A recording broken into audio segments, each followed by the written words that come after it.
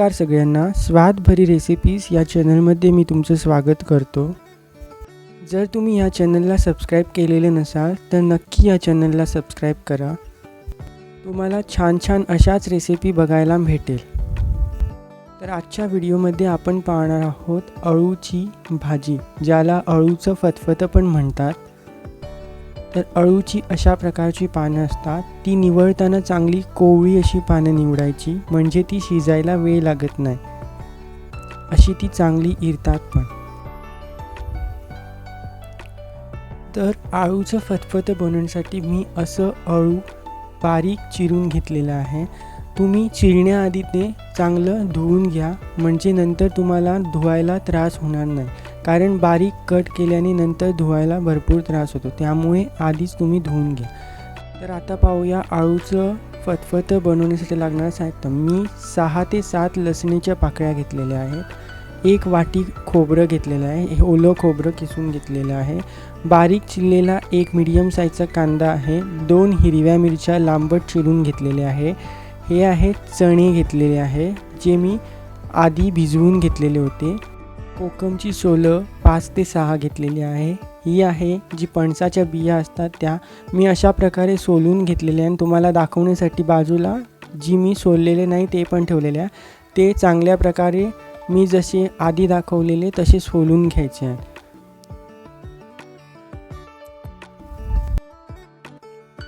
मी आता गॅसवरती पॅन ठेवलेले आहे आणि त्यात मी गरम झाल्यावर आता तेल घातलेलं आहे। सो तेल पण आता गरम झालेलं आहे। आता मी त्यामध्ये लसूण टाकणार आहे। मी थोडी अशी दरदरी पिसून घेतलेली आहे लसूण, तुम्ही तशीच दरदरी पिसून घ्या, म्हणजे ती अशी दाताला लागली पाहिजे खाताना। सो लालसर लसूण करून घ्यायची, थोडी जास्त भाजायची नाही आहे, म्हणजे त्याचा कडवट मग वास येतो। सो आता त्यामध्ये मी ज्या पणसाच्या बिया मी सोलून घेतलेल्या त्या अशा बारीक चिरून घेतलेल्या आहे आणि त्या आत घातलेल्या आता, आणि त्या पण अशा तेलात चांगल्या परतवून घ्यायच्या। आता मी हा 1 मीडियम साईजचा चिरलेला कांदा घेतलेला आहे, तो पण त्यामध्ये चांगला आम्हाला हे सगळं भाजायचं नाही आहे, असं शिजवून घ्यायचं आहे, मग नंतर पाणी घालून। तर मी असं जस्ट परतवून घेतोय ते सगळं। आता मी त्यामध्ये टाकणार आहे 2 हिरव्या मिरच्या, ज्या उभ्या चिरून घेतलेल्या आहेत।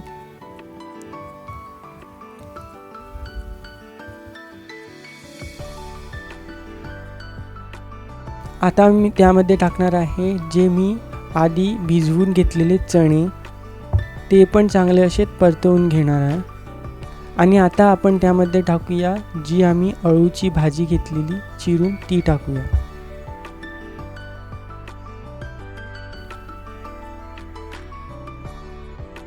तुम्हाला एवढी वाटत असेल ही भाजी, पण बनवल्यावर ती थोडीशी बनते।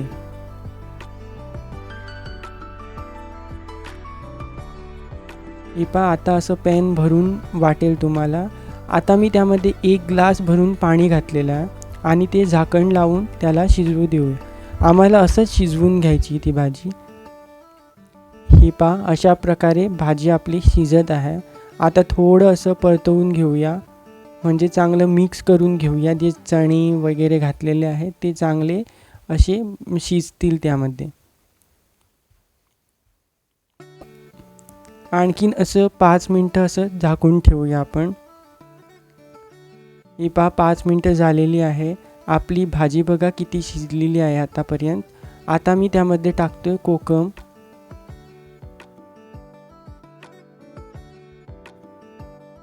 कोकम टाकल्यानंतर असं चांगलं असं मिक्स करून घेऊया, म्हणजे तो कोकमाचा जो स्वाद आहे तो त्यामध्ये उतरेल। कोकम आंबट असल्यामुळे याची अळूची भाजी आहे त्याची टेस्ट आणखीन वाढते, सो तुम्ही कोकम हे नक्की टाका। आणि आता आपण त्यामध्ये घालणार आहोत 1 चमचा भरून मीठ। मीठ आपण आपल्या चवीनुसार वापरू शकता। आणि हे आता आपण चांगलं मिक्स करून घेणार आहोत। ही अजून भाजी झालेली नाही आहे, सो ती आणखीन कमी होणार आहे। ही तरी क्वांटिटी जास्त वाटते, पण कमी होणार आहे। तर असं चांगलं असं मिक्स करून घेऊया।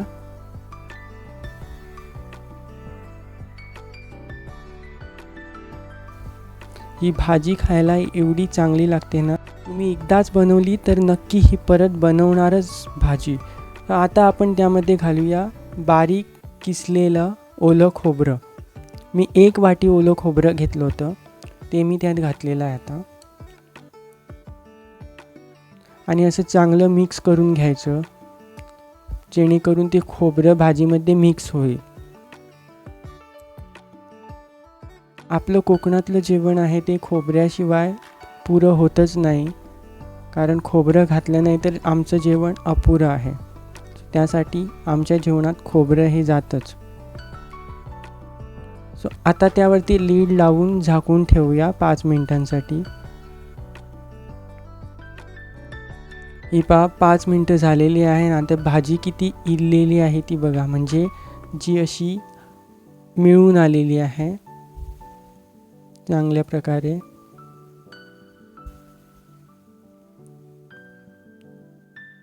तुम्ही जर जास्त बनवायला गेलं आणि जास्त घेतली तर ती कमीच होणार आहे. ही भाजी शिजते भरपूर.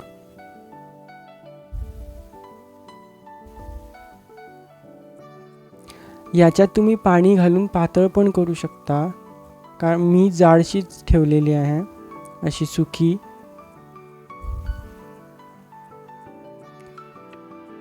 याच्यामध्ये शेंगदाणे पण आपण टाकू शकतात. ही पहा अळूची भाजी बनून रेडी आहे.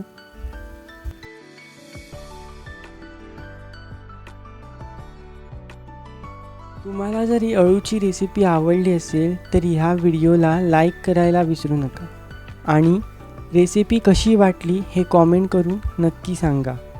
अशाच चमचमीत आणि झणझणीत रेसिपी पाहण्यासाठी या चॅनलला नक्की सबस्क्राईब करा आणि तुमच्या मित्रांसोबत शेअर करायला विसरू नका.